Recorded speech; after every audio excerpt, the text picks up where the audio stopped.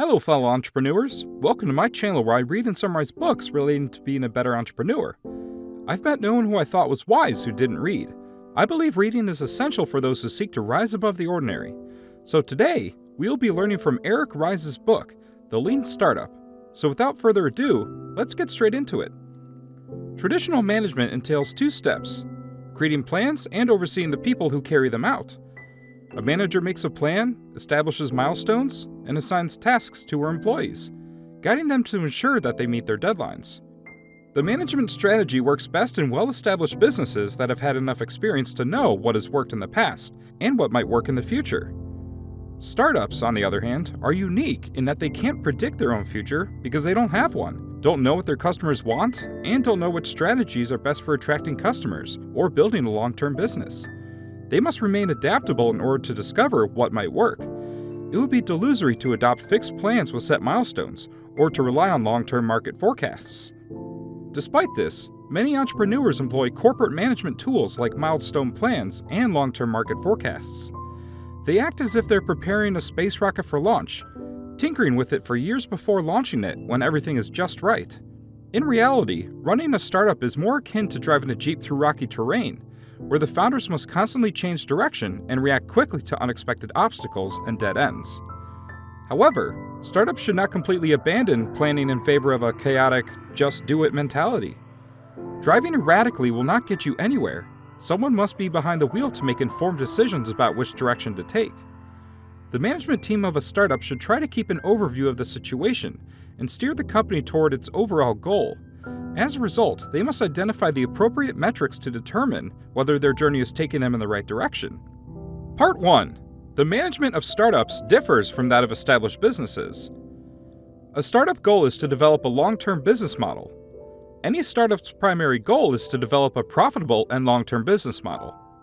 Without a sustainable business model, even the most intricate and detailed milestone plans, the most efficient execution of those plans, or even the undivided and devoted attention of the press won't help in the least. You must find a way to acquire customers and earn money by serving them if you want your company to be more than a passing fancy that will die sooner or later. Assume you want to base your company on online kilt knitting tutorials. Do you think these instructions will be useful to anyone? Is there any way to profit from them? If the answer is no in both cases, look for something else that people want and will pay for. As a result, the single most important goal for your startup is to find a long-term business model that works now and in the future. In practice, this entails determining which products your potential customers desire and determining how to convert those desires into consistent revenue. The primary responsibility of any startup's management team should be to focus the entire company, including everything that is done on a daily basis, on achieving this one main goal. The sooner a startup develops a viable business model, the more likely it is to succeed. Part 2. A startup's goal is to develop a long-term business model. Validated learning will help you discover your long-term business model. Startups must figure out what their customers want and how to make money from it in order to develop a sustainable business model. They must identify the appropriate product for the appropriate audience and learn how to sell it to them. Have a great plan from the start. Rather, it necessitates a continuous learning process. Ideally, validated learning, which means learning using a scientific approach. To start the process of validated learning, you'll need to develop hypotheses about whether and how certain products will succeed in a given market. Customers in the United States will be willing to buy shoes online, for example. Such fundamental hypotheses must be tested, and only when they are confirmed by talking to customers can the startup be confident that it is on the right track to develop a viable business model. Instead of using questionnaires or fictional customers, talk to real customers in a realistic setting. Offering your product to people and seeing how they react is the most reliable way to determine whether or not they will buy it. Take, for example, Zappos' success story. It all began with a simple hypothesis that people would be willing to buy shoes online. To test this concept, the company photographed shoes in stores and displayed them in a fictitious webshop. When people tried to buy the shoes online, Zappos discovered that their theory was correct. This strategy laid the groundwork for one of the most successful business models of the last 10 years. Part 3. Validated learning will help you discover your long-term business model. Test your value and growth hypotheses using the leap of faith assumptions. Part of the process of creating a product is taking a leap of faith. A founder believes in the future success of the product she wants to create, despite the lack of evidence. Every founder should formulate and test two fundamental assumptions to quickly close the gap between believing and knowing. 1. The value hypothesis assumes that a product customers, i.e., that early adopters will discover and embrace it. And 2. The growth hypothesis states that the product will appeal to a larger market later on, rather than just a small group of early adopters.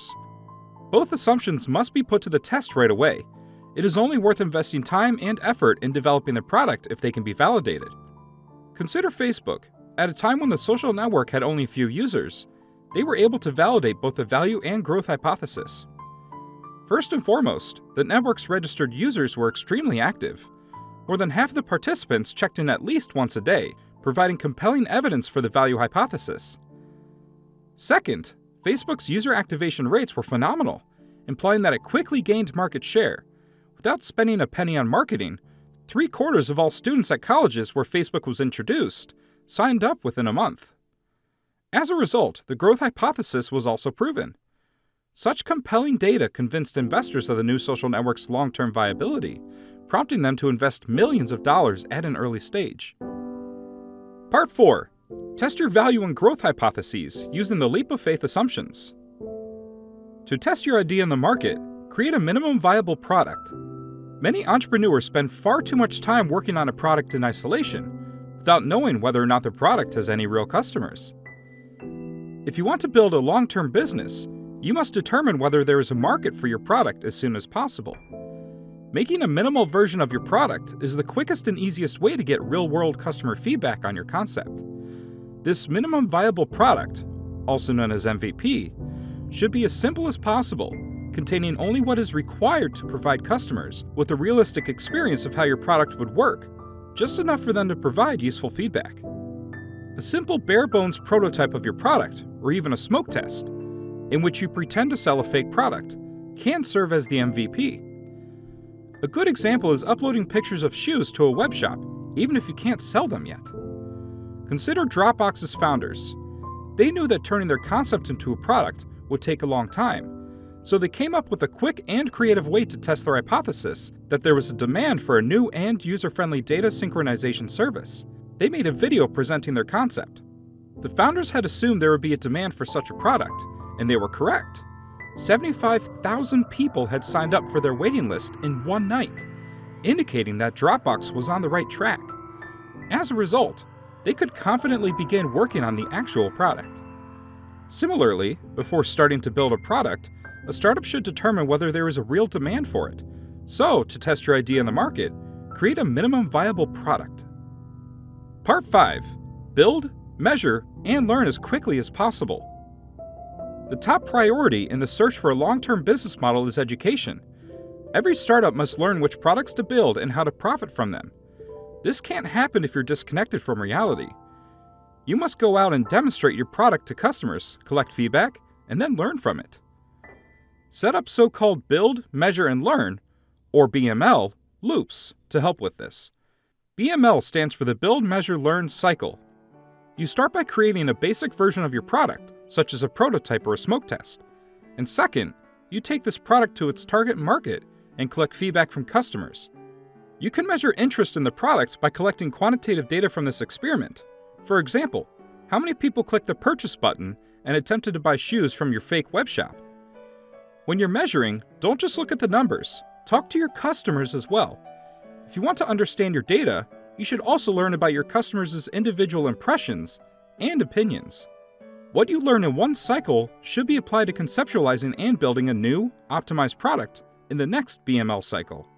This process is then repeated until a viable business model is discovered. It's critical to be quick in this situation.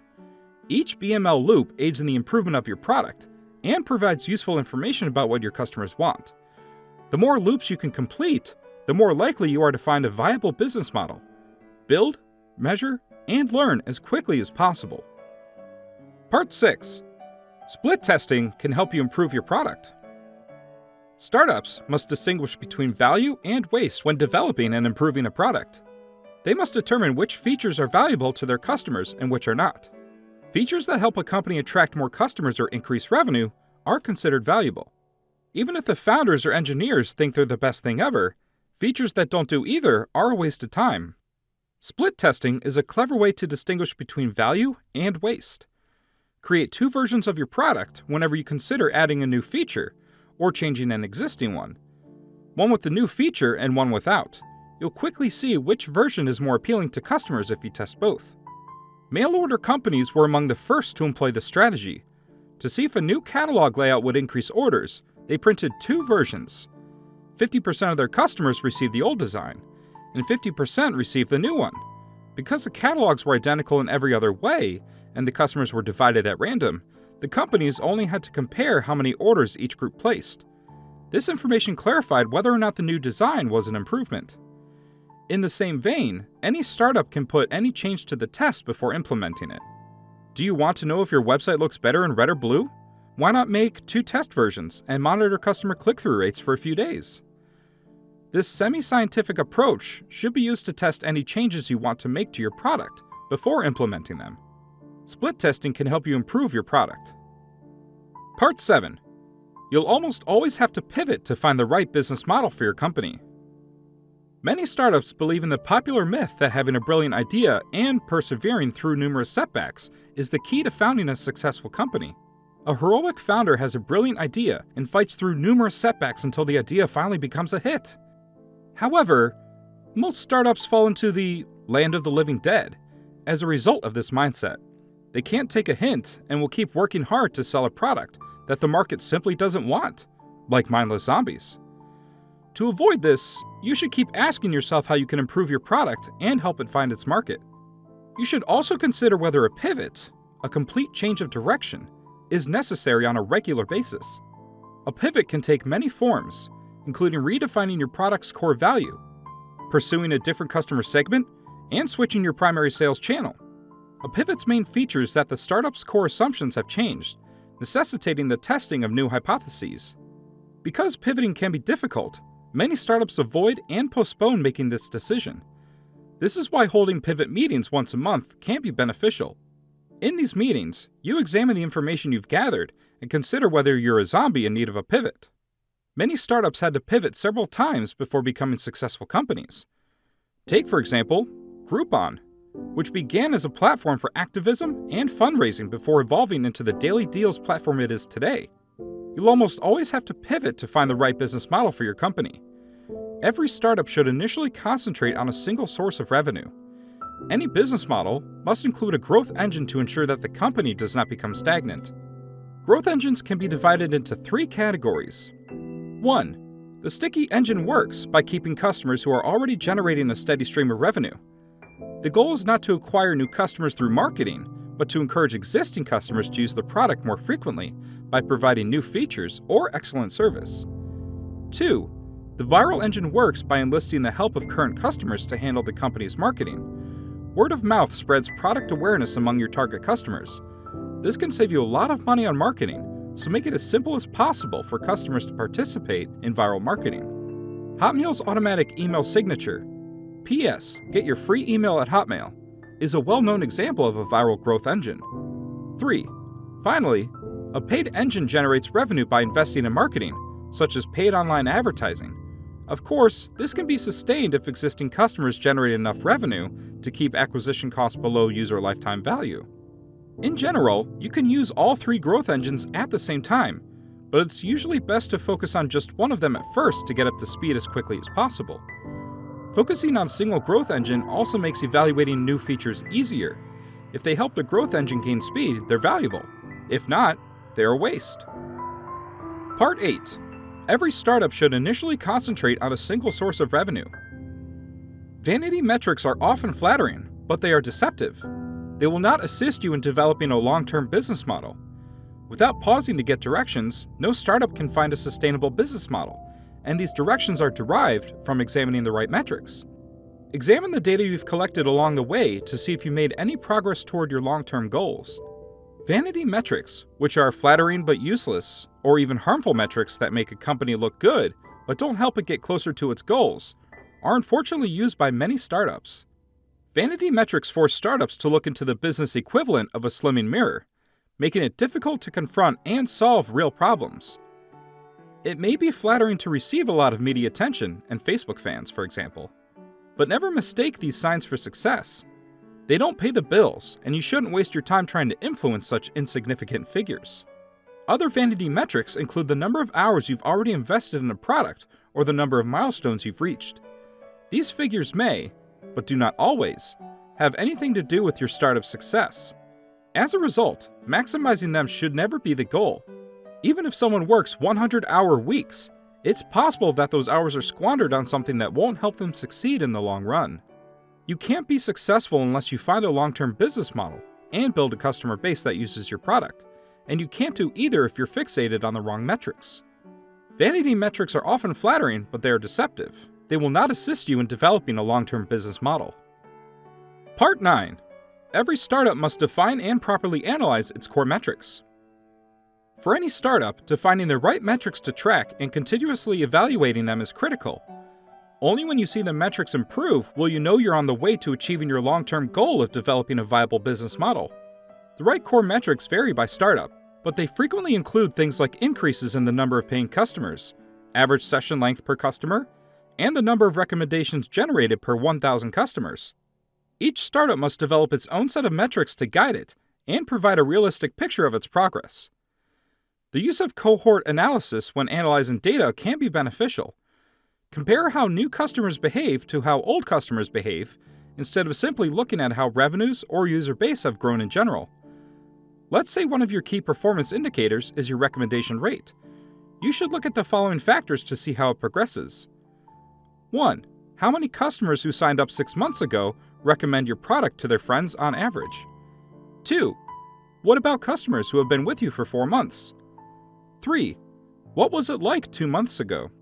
You can see if you're getting closer to your goal by comparing cohorts, in this case, groups of users who signed up at different times, and their respective recommendation rates. You are progressing only if the metric is improving, otherwise, you are stagnating.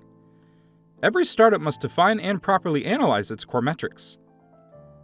This wraps up the summary from the book, The Lean Startup by Ries. Thank you for sticking out through the very end of this video. Nothing helps out my channel more than y'all watching the entire video. These videos take a long time to make and is a labor of love. If you would like to contribute by buying me a cup of coffee, I'll leave the link below along with the link to this book. And as always, if you like this video, please like and subscribe and watch these videos that might pique your interest. I'll see you on the next one. Until then, keep reading.